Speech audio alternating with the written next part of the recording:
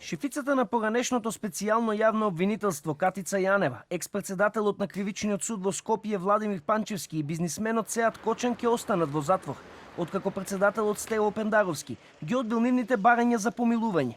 Решенијата треба да бидат подпишени деновиве, а од кабинетот на Пендаровски потврдија дека е одбиено барањето за помилување на Јанева. Пендаровски го одби барањето за помилување на Катица Јанева, поранешен специјален обвинител, исто така и Комисијата за помилување, која што е помошно работно тело во кабинетот на председателот, даде негативно мислење по барањето за помилување на Јанева.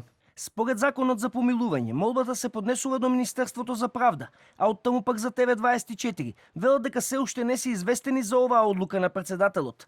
Катица Јанева пак беше осудена во предметот рекет на 7 години затвор.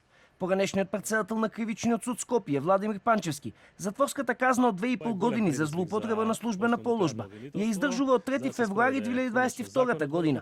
Бизнисменот Сеат Кочан пак се наоѓа во затворот и Дризово од август 2019 година по пресудата за случајот Труст на поранешното специјално јавно обвинителство, во кој беше обвинет за злоупотреба при постапка на јавни набавки.